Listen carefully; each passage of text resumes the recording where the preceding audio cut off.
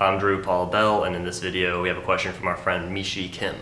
And she has a series of questions. She is applying to architecture schools and wants to know, does the workload get overwhelming when you have multiple classes with assignments scheduled at the same time? Yes.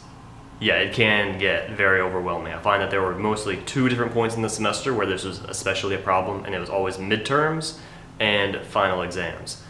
The thing with midterms was it was either midterms or it was the withdrawal date. So there's that last day that you can withdraw from the class before you get a W.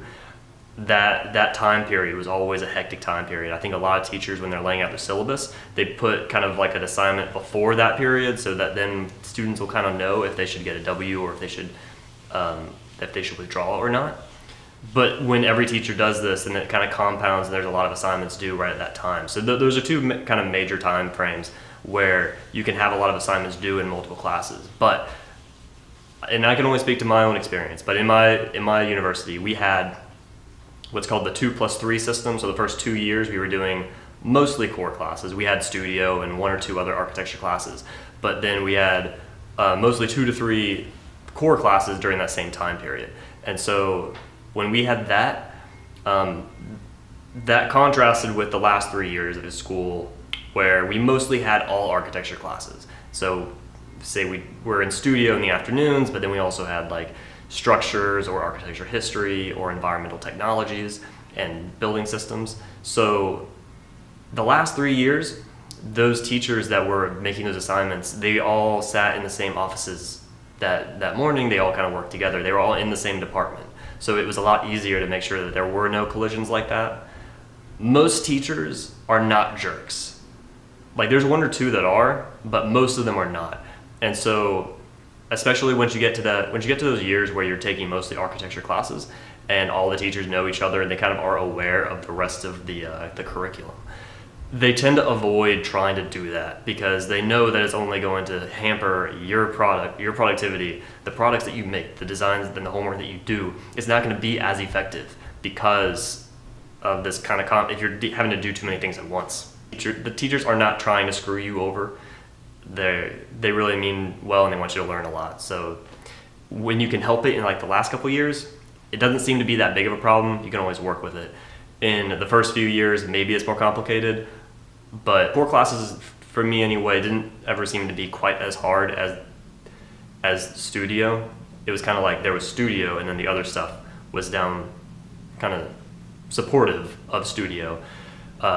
But it didn't necessarily require as much focus, or those projects also didn't require as much attention, but they did require some though. And so a lot of people, they didn't provide enough attention to those classes, and then they really struggled in those, and they just focused on studio and let their other core classes fall to the wayside. And you can't do that either, because you can still fail out of school if you don't pass these core classes, and you still have to have those passed in order to get that degree.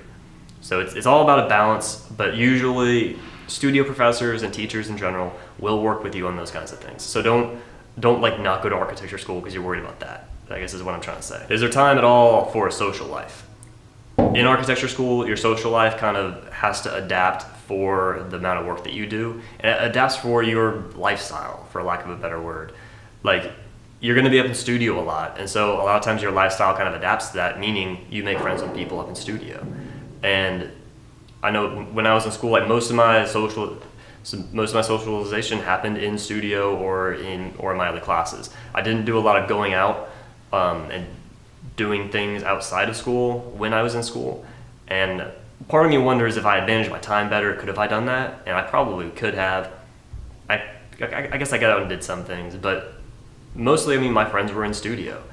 And to be honest, I remember back in like first and second year where studio was like really big. We still had a lot of people that hadn't all dropped out yet. And there was a couple of people who like their roommates would kind of show up, and they weren't even in architecture. But because there were so many people in studio, and that's kind of where the party was on campus, at least on my campus, because everybody was nerds and they didn't really do anything other than play video games, they would end up in studio, like people just there just to hang out. And on the one hand, that was kind of cool because it's like, okay, like this is obviously the spot to be, but on the other hand, it's like we're sitting here trying to get work done. We don't need people sitting here just talking all the time.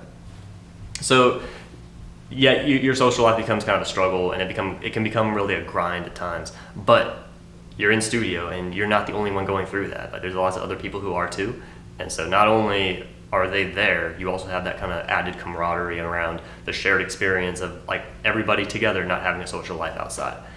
So yeah, your social life can take a hit, but it's not totally destroyed. It's kind of okay, as long as like you actually make friends with the people in studio. How much time would you say you spend on average working on your projects? I remember this, my first semester, we had to do like these drawing assignments. It wasn't really architecture yet, it was really just art. We did like a lot of charcoal drawings and studying light and all that kind of thing. And I remember noticing at a point that those assignments, we would get them one day and then they'd be due the next day. It wasn't like a long continuous assignment. But so when that happened, when we had those short assignments, I realized that every one of those took me 10 hours. And if I started at 1 in the afternoon, when I didn't have any afternoon classes, if I started at 1 in the afternoon, I could be done by 11. If I started at 8, I would be done at like 6 a.m. If I started at midnight, I'd be up till 10 in the morning. And so you had to plan accordingly. I think I would typically try to get out like 2 or 3. So if I got in there at like 4, if I get in there at like 4 or 5 in the afternoon, I could be out by 2 or 3. And to me, that was kind of the best I could do to make good quality drawings. And I got to be, and to qualify, I got A's in those classes. So I know a lot of people who put in less time and didn't get A's on those assignments. But that's what I did just for that first assignment, for that first semester where it was like closed loop projects where we got it one day, it was due the next day.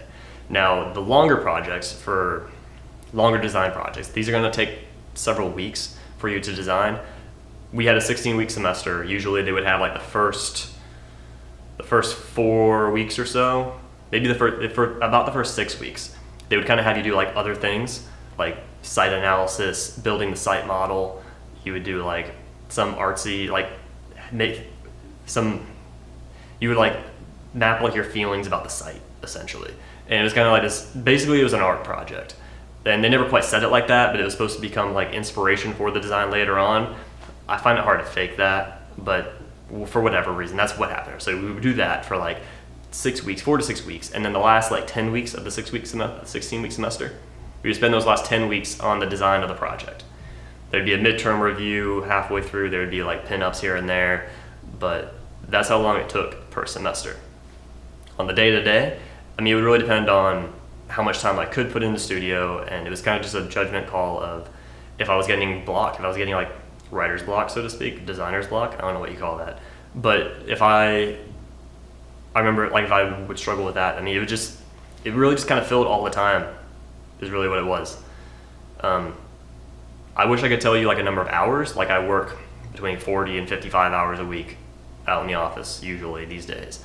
I know I don't have any of any of those measurements, but I would invite anybody out there who is studying architecture to track those hours. One, it would help you because it would help you be aware of how much time you're actually spending on these projects.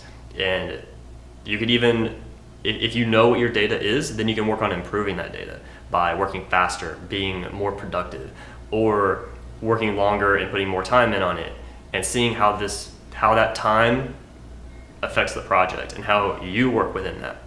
Second of all, if you do that, let us know how many hours you spend per week in the comments down below. I always wish that I had separated it out. I wish I had done that for myself, separated out studio along with the other classes, because all the core classes and all that other stuff requires a certain amount of time in that as well. I recognize the fact that if I didn't have enough time to devote to particular classes, those grades would be going down, and I'd be kind of falling behind in those classes. So a lot of times it was just a matter of throwing hours at the right class, right, at the right time to keep everything balanced. All right, so if I run through what I remember to be kind of a typical day, I would say I probably averaged about 6 hours in studio every day. And maybe it was a little more, maybe it was a little less, and then of course it's depending on like what time of the project we're in. Like if we just had a review, I'm probably not in studio that much. But if I remember back correctly, I'm estimating my hours, I think I was probably around about 6 hours a day, because I'd be at 4 hours on the days of studio class, I'd be in there for 4 hours. I might be in there for maybe an hour or two before in the morning to kind of get ready. Sometimes I might stay a little bit later afterwards and kind of go into dinner, but those nights, the nights after studio, I generally worked on other homework projects for other classes. But then the night before studio, I would usually go in at like 8 to 9 to 10 p.m. and I might stay until 4 a.m. Maybe that's pushing it. So maybe 6 hours might be a lot to say 6 hours average every day. Maybe it wasn't that. Maybe it was more like 4 or 5. But still, we're looking within that range. And there were certainly days where I spent like 10, 12 hours in studio or 8. And there were times like that too. But I hope that this gives you some sort of frame of reference. Yeah, you say I'm not very good at functioning after all-nighters. I don't think anyone is good at functioning after all-nighters. I think anyone who says that they are, they're either lying to you or they're lying to themselves. You don't function well after all-nighters. No one functions well after all-nighters. All right, I've done a video on all-nighters. If you're going to do all-nighters, there's some advice that I have for you. I've done that in a video. They can be linked somewhere around here. Then also, like, just don't do all-nighters in the first place. And if you're gonna do all-nighters, do them. If you have to pull an all-nighter to get something done, that might not be the worst thing in the world. Get it done, turn it in, be done. But if you have to perform, do not ever pull an all-nighter to perform. If you have to take an exam, that is the stupidest thing ever. If you have to, you're not gonna be processing and working at 100%. Just do not do that for an exam. It would be better to get sleep and not know this material and not spend that time studying than it would be to stay up all night and pull an all-nighter before taking a test. Now, when you're presenting with architecture, this comes into a major problem. Don't try. That's where the problem comes. If you could just turn in the project, maybe it wouldn't be that big of a deal, but you have to stand up and present it. That always looks like a train wreck when people are presenting on all-nighters. Don't do that. That's it. That's what I have to say about these 4 questions. I hope this helps. Don't forget to like, subscribe, and share this video if you enjoyed it, and I will talk to you next time.